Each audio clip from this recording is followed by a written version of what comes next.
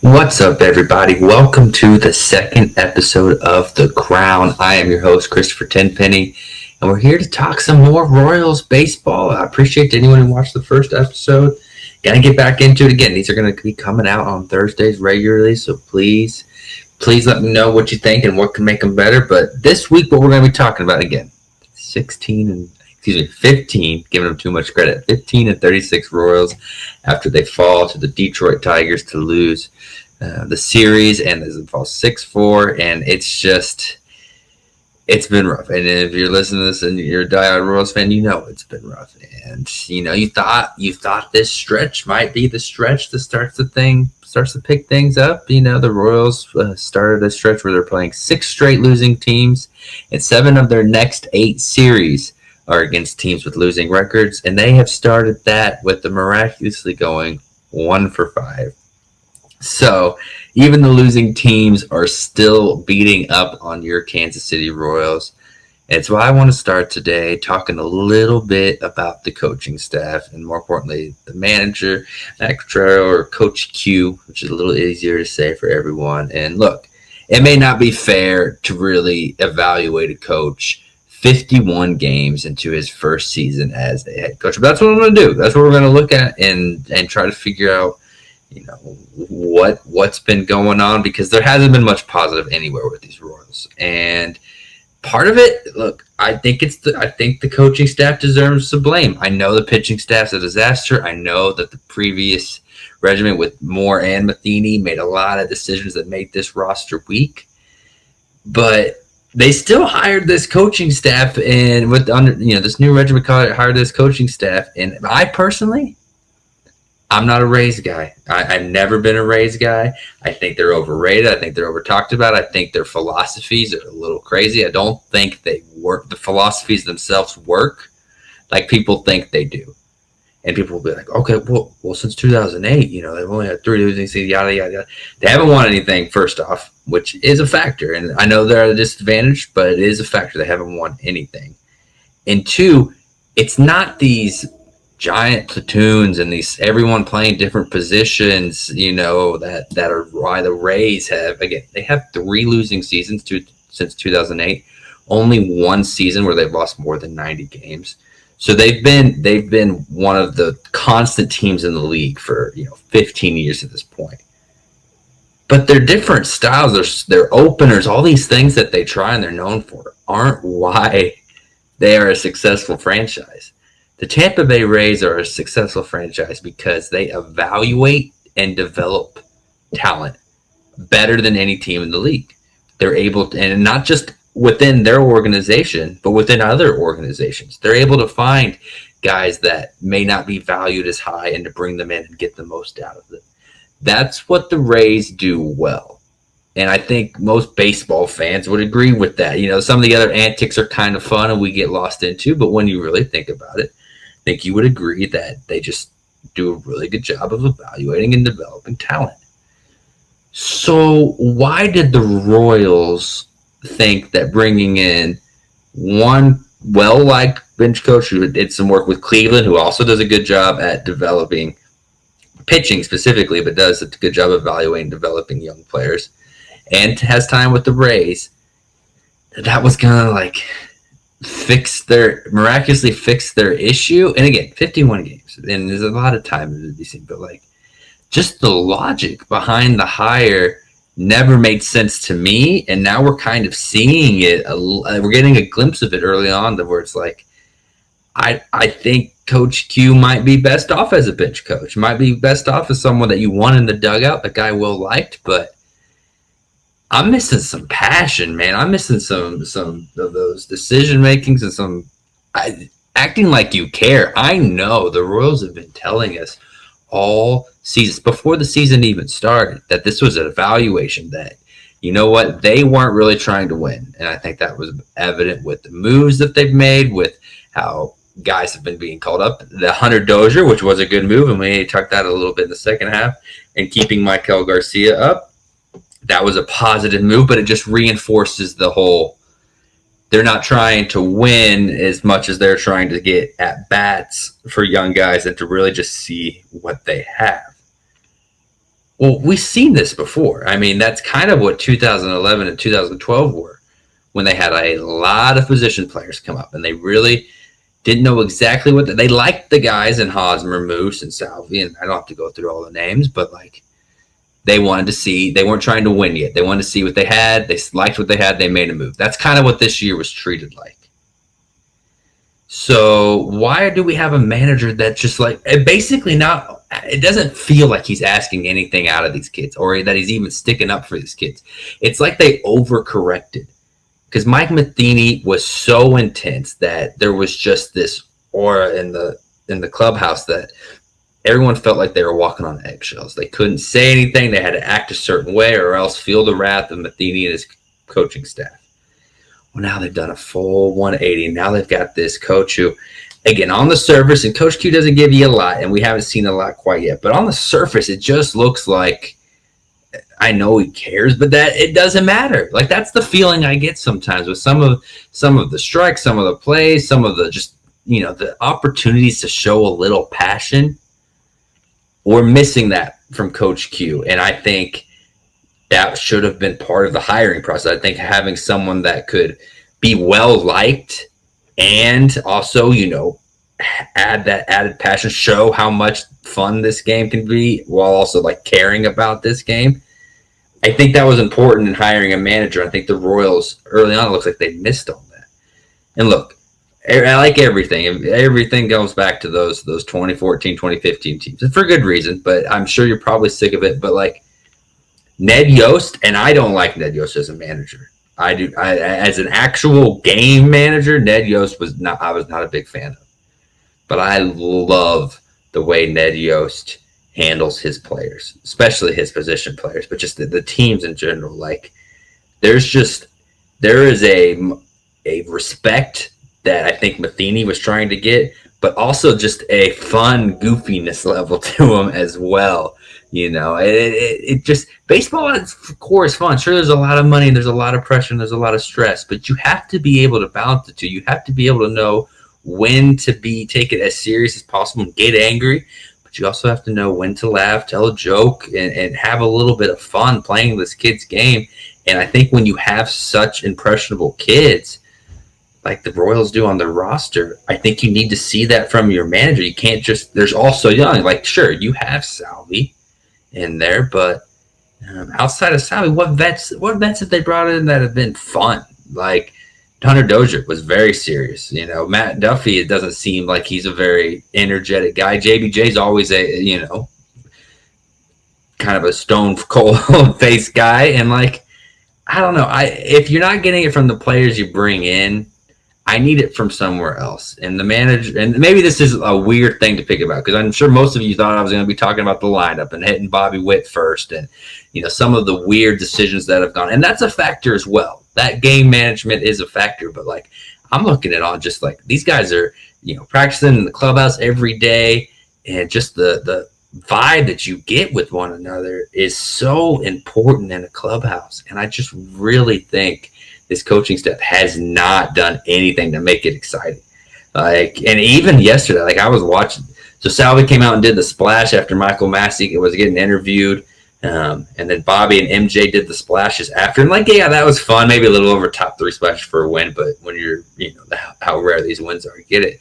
But I don't know, even that had a weird feel to it, didn't it? Like, or am I just looking into something? Like, it just feels like some of those fun moments are almost forced and not like naturally occurring. And I just, maybe it's the guys on the team. Maybe it's not all on Coach Q's fault. Maybe these are just the personalities. But we've seen Vinny likes to have fun.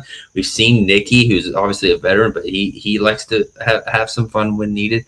It sucks when you're losing. I get it. It sucks when you're losing. But it just feels weird watching this team. It feels like Matheny, except the opposite spectrum. It seems like the Matheny there, but there's no pressure, there's no accountability. Okay, Bobby, you're hitting a $129 on swinging at the first pitch. We're going to let you continue to swing at the first pitch. Okay, you're not getting on base. We're going to continue to let you hit in the leadoff. Now, obviously, that's changed, but like, I don't know. It's just that's my biggest gripe. I think that the Royals came looking at a Rays coach, thinking that, okay, this guy's came from the Rays. He saw how they do it. They do it right. And they didn't. The Royals front office didn't really do a good job of evaluating what the Rays do well. And Coach Q is great as maybe the Rays are, and maybe as much as he was liked and respected in the decision making and all the spreadsheets they have and all that goes on with being a coach for the Tampa Bay Rays. How much did he really have in the development and scouting of talent? And then again, even if he did have a big impact, how much of an impact was he going to have that as the head coach, as the manager, for the Kansas City Royals? So that's my biggest concern now. I hope it changes around, and it's just they are just truly in evaluation mode right now. That's why it seems so lax, that they're kind of waiting to see, maybe at the trade deadline or once a couple other moves come up, or, once they get all the position players like Drew Waters they like, or I don't know, maybe they're waiting for something, maybe they have a timestamp, but like right now you're already losing and hard to watch. Given the added bonus, or not bonus, but the added fact that like you can't even argue with C.B. Buckner, who's missing every call left and right, and you're just kind of letting it slide. Like, I don't know, man. I need some passion from my manager. I think he got ejected once. It just seems so fake. I know I'm kind of rambling about the manager here right now, but it's just something I know a lot of fans have spoken on, and that a lot of fans are curious, like, is this guy going to be worth it? Or then the expectations were high, and I don't know. I think 51 games in, it's safe to say for me already that I don't know if he's the guy that's going to be able to propel that Royals to the top, or that he's going to be able to elevate the talent. It's clear this team lacks a lot of talent compared to the Rays. And the Royals was thinking was bringing in a guy like this, maybe elevate it. And I just don't see that happening right now. So, again, I hope I'm wrong. It's early, but that's just kind of how I feel on the coaching staff. And again, it stems from I can't stand the Rays. Back in 2020, when they pulled Blake Snell in Game 6 after the man was cooking, and then they lose because the relievers they brought in struggled, but the data, the spreadsheet told them that third time through the lineup, got to pull Blake Snell. Ever since the Rays let a spreadsheet tell them how to manage Game 6 of the World Series, lost a lot of respect. And again, spreadsheets are great, and data and playing the odds is great in baseball, especially 162. I mean, you have to. There's too many games. You got to give yourself the best chance. But I don't know. I never played baseball at a high level, but if you've been around it, you watch it, you follow it, you just know those feelings. And they probably know it better than I do. But even then, like, you get these feelings, and it just felt like that game, Blake Snell was going to force Game 7. And Kevin Cash and the Rays and Coach Q pulled it from him. And, never really forgiven him for that. And now we have a team that's a manager that's trying to, mirror themselves off that. And I'm struggling with it a little bit, because I don't think that is what makes the Rays the Rays. I think you definitely need to do something in the developing of this team. So, all right, we're going to take a quick break. When we come back, we're going to talk about some of the pitching matchups, some of the way these young hitters are struggling, and then why to watch if you're still watching this Royals team. What up, KC? After yet another Kansas City Chiefs Super Bowl victory, we have an awesome opportunity for you to broadcast your business or your services to a very enthusiastic Kansas City audience. We've started Kansas City Sports Company, which is a sports media broadcasting hub that brings different live shows covering all the local Kansas City sports teams. We're offering 30-second ad spots, 60-second ad spots, event sponsorships, show sponsorships, studio sponsorships, and much, much more. If you want more information, or if this sounds like an opportunity for you, either contact me or hit that contact us link on the website. Welcome back to the Crowns, second half of the episode. We're just going to run through a few topics, talk about a few things been going on, things to look forward to, the guys that have been struggling. what I want to start with, though, is maybe the most exciting news of the week is Hunter Dozier has been DFA'd. Yes, with bringing Nicky Lopez back up, the Royals have designated Hunter Dozier for assignment, and it's a long time coming. Goodness, the man has been the worst starter in baseball since 2001 with like a negative 2.8 WAR according to Baseball Reference, and it's just a good feeling to know that man is not going to be coming to the plate anymore. And nothing against Hunter. I mean, he seems like a good dude, seems well liked, kind of has that Alex Gordon-esque to him where he just puts his head down and works.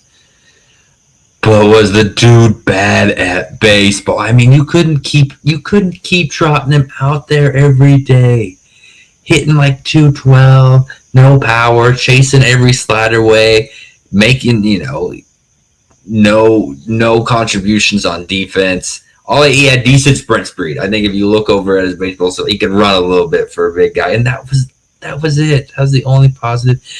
And it looks like one of the worst contracts the Royals have ever given out, which is sad because it was only, I think for only $25 million. I think you still do another 15 over the rest of this year and next year. So it wasn't like it broke the bank or anything like that. But still, you gave the worst player in baseball. You bought out his arbitration years essentially, and he was that bad. I mean, I know that just makes this season a success. Royals fans know that they're not going to. If they are going to check out a game, you're not going to have to see big number 17, the big Texas guy.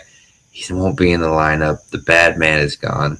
I wish nothing from the best, but this is good for Royals. This is unlike something they would have done in the past. So after I spent the first half bashing the decision to bring in Coach Q after only 51 games, I am applauding JJ Picollo in the front office for doing what needed to be done. There was no salvaging Hunter Dozier. This was not like the Jorge Soler where it was about time for him to be let go, and you just were hoping he would get hot. He got hot. They traded him to the Braves for pennies. There was no scenario where Hunter Dozier was going to get hot. Let's be clear there. There was no scenario where Hunter Dozier was going to be an above-average major league, be an above-average major league hitter for a stretch. And two, even if he was, no team was going to trade for him. Even though the contract, again, wasn't that big, do you still want to take on what probably would have been, $4 million left on the year with another $9 million the following year of this guy? No.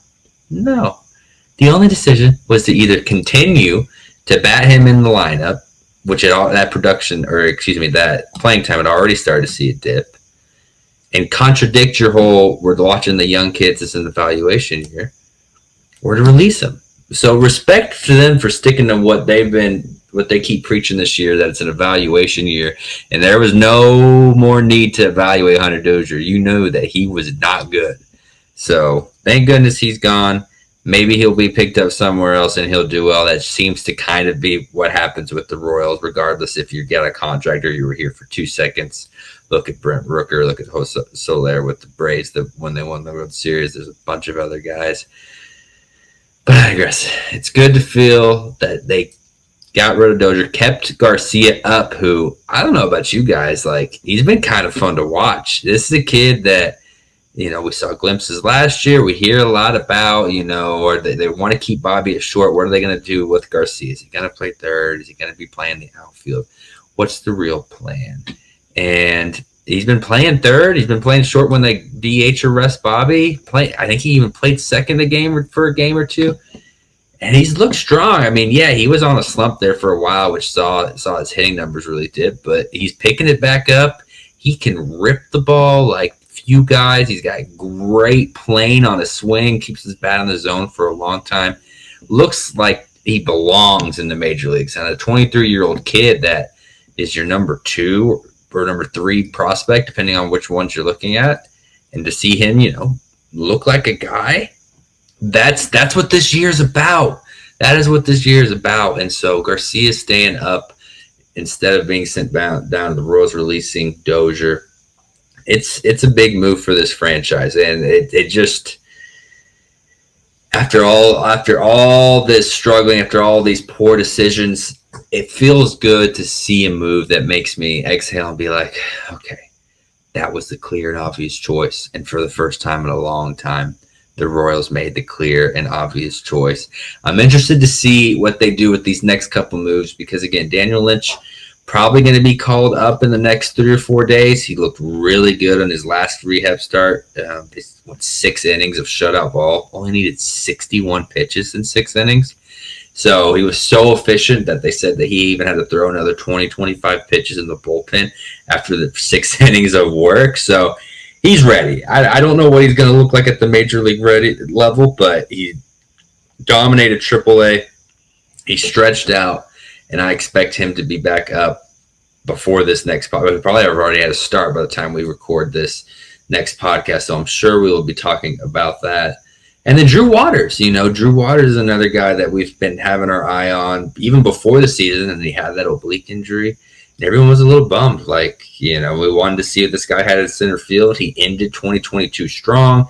He was a big prospect for the Braves. That kind of fallen off a little bit. So seeing what he could do with hitting coach Alex Zumwalt and this development team, it looked like it was turning in the right direction. And we still haven't seen him yet this year.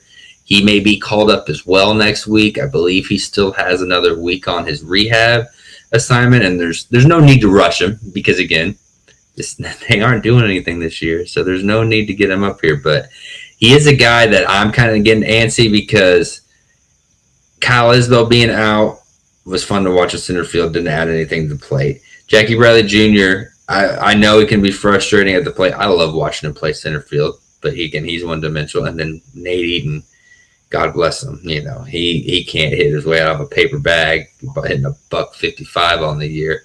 So it'd be nice to have a center fielder for the first time all season that can probably hit a little bit. He hit a couple home runs in his rehab game yesterday. He's made a nice couple catches, striking out a little high right now, but still, when you have that kind of power and you're a switch hitter and come back from oblique, just ready to see another piece in the offense that could potentially be a long-term piece and just see what he's got. So that's kind of what I'm looking for this next week, see what they do with Lynch and Waters. If I had to guess, I think that it would be Eaton that would get sit down, and then probably Whitgren, the guy they just added to the 40-man, or maybe Castillo. It's hard to, they've been moving pitchers so much around. It's hard to exactly know who's going to be sit down for Lynch, but I would expect Eaton to get sit down for Waters. I'm sure in a perfect world, Jackie Bradley Jr. would probably be let go at this point because they are trending away from veterans. But with Isbell being hurt and with Eaton being so bad at the plate, I don't think they can afford to DFA Bradley Jr. yet. I think he adds value in center field, and I like it. It's weird that he's hitting $159, but I still kind of like watching Bradley out there in center and don't moan when I see him in the lineup. But that is the perks when rooting for a 15 and 36 team. Let's get into the pitching a little bit more, too. Mentioned Lynch, which will be huge for this team just to have another starter because, man, has it been slim pickings. And the pickings that you do have not been exciting. Right now it's been Lyles, Greinke, and Singer, really the only healthy guys all year, with Bubic going down, Yarbrough on the DL. It's just rough, and there's no real help. There's Lynch, and then maybe Austin Cox, and that's about it. Otherwise, you're stuck with these bullpen games, throwing Mike Mayers, who had a great start against Detroit the other night, with the 8 Ks and 4 2/3 innings. It was great. That's not him. It's not going to be, he's at his best when he's coming out of the bullpen. Maybe he can be a long-term guy in the middle. I don't think you want this guy having to go 4 to 5 innings for you every 5 days, but there's no other options, and that's the most disheartening thing on this team. I know the offense has been hit and miss, mostly miss. They had a couple weeks where they were playing really well, but mostly miss. But you still see something there with these guys. Salvi and Vinny are still fun to watch. Bobby and MJ show just enough flashes. Massey's starting to turn around a little bit after an abysmal start. We already talked about Garcia, Waters coming up. There's reasons to like the lineup at least a little bit, even if the numbers aren't eye-popping. I don't know what positive things to tell you about the pitching staff. Like, you could have been Singer, but he has been abysmal. I told you last week I wasn't quite buying in that 2 decent starts was it. He's still fighting his command. Couldn't even get through 4 innings against the Detroit Tigers, which is not a good offense. And outside of that, you got a bunch of, Keller's hurt. He wasn't good beforehand. Lyles is not good, but he eats innings, and so he's going to keep throwing out there. What's the future with Jordan Lyles? There is none. He's just here to eat innings while the Royals try to buy themselves some time to figure out. And then Greinke, the 39-year-old, like he's on a 1-year contract, and then he might retire this year. So, like, what do you expect from him? And again, we mentioned there's no one else really starter-wise that excites you. I mean, we can talk about Mazzucato and Ben Curda, but those guys are 20 and 19 years old still in, A-ball. Like, I can't get super excited about this. There was Alec Marsh, who we've been talking about forever. He's still in Double-A. He's 25 now. There's a couple guys, the TJ Sycamas of the world that we got in the Benintendi trade last year. There's just no starters close outside of maybe Austin Cox, who did look good in his 2 innings of relief, his major league debut a couple weeks ago, got sent back down. He's the only real quote-unquote help that this team could even call upon. Otherwise, you're going to get stuck seeing Max Castillo and Carlos Hernandez, who's been a little better. I actually have been enjoying his stuff for the most part this year, but you're going to get those guys in Mayers and just these bullpen games that just – it's so hard to watch. And it's so hard to watch. Like, I like Greinke, but like, it's when there's no future.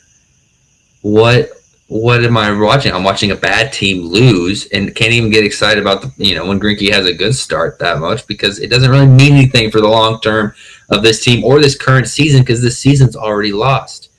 You're just sitting there hoping Singer finally figures it out and gets his command and gets that changeup working, and that Daniel Lynch is good when he comes up. Those are the only 2 reinforcing things with this pitching staff. And oh, by the way, it's going to get worse, because with this bullpen, the bullpen has been, the overall numbers aren't great, but you have, Taylor Clark's on a good streak, and Barlow, even though he lost the game of the 10th the other night, he's been really good outside of a couple outings. Chapman's been good. Garrett, I know he drives some fans crazy with his command, but he's been overall good. All 4 of those guys could be traded. And what are you going to do then? That leaves you probably with Carlos Hernandez closing, and who knows who else, Jackson Kowar in that pen, and the Whitgrens and the Mayers and the Jose Cuasas of the world pitching nonstop. And it's like, man, you think the pitching staff is bad now. They're already wearing 29th in ERA, 29th in walks, 26th in average against. Just keep watching. It's looking like it's going to get worse before it gets better, but that's just where this team is. They went all in on pitching a couple years ago and completely whiffed. Any trades made this trade deadline needs to go towards pitching. It needs to. That's what this team needs. That's where they're at, and there's just not a lot of ready depth on this team, and bad pitching makes it even harder to watch bad teams. But I want to get into the last few things that I think fans should watch for, and it's a short list. This is the last bit of the show. How I base the Royals is I look at how many runs did they score that night. Did they score 5 runs? They scored 5 runs. Good game. I don't care if it was 15-5. Good game. Now, again, the number one thing is always winning. If you win 1-0, that's a better game than a 5-8 loss. But I can see positivity in scoring 5 runs a game. That means because the lineup's going to be littered with young guys. That means there's a couple guys in there that had decent nights. We're able to do some productive things. I can get behind that. It's when it's a stretch of 2 run, 2 to 8 losses, 1 to 7, and when it gets on that run, it's impossible to be positive about this team. So you have to try to be as positive as you can. And I'm setting the bar at 5 runs. Did they score 5? Did Vinny, today they lost 6-4, so they missed the mark a little bit. Was not a good game. But hey, look at the box score. Vinny, who's been scuffling a little bit, reached base 4 times, went 3 for 4 with a double and RBI. Bobby had another hit. MJ drove into. You have to find, if you're going to be a fan that watches them most nights, you have to find these moments because they're going to be few and far between if you're looking for the win column and you're looking for consistency. That's just not the case. So please just grab onto when anyone under the age of 27 has a couple of hits, couple RBIs, they score 5 or more runs as a team, just take that and be like, okay, today there's been a lot worse days than today. And that's just where this team is. That's just where it is. You chose to be a fan of them, so don't blame me. Just that you blame you. You're the one who's a fan of this dumpster fire right now. But we'll get through this together. It's going to probably be a few more years before we even be where we want to be. And they keep saying that, and it's true. Like, this rebuild's taking a lot longer than any of us wanted, and there's really no end in sight. But you're a baseball fan. You need your baseball fill, and the Royals is the best you got right now. So find what you can and just suck it up. No, for real. They need to figure something out. But that's going to do it for me this time. I appreciate you listening. Again, love to hear from you guys, see what we want to talk about. We're still working out the kinks, still getting used to, doing this solo. So I apologize if it's a little clumsy, a little clunky. We are going to get better. We're going to grow in this together. So thank you again for checking it out. Please follow me on Twitter at 10penny88. Always tweeting something baseball. Do mix a little Chiefs, which I'm sure there's a lot of crossover there with you fans. But typically a lot of baseball this time of year. And also check out KC Sports Company. Doing a lot of good work over there. New company that's sponsoring this. I'm really excited to see they've got some merch. They've got, so they're going to have some articles coming out. Just another place to digest KC material. It may not be your number one spot right now because, it just started. But it's something that you should maybe start to work into your routines. Check out, see what they got. And, especially on those days where you're trying to see a little bit more KC stuff. So, all right, that's going to do it for me. I will talk to you next time.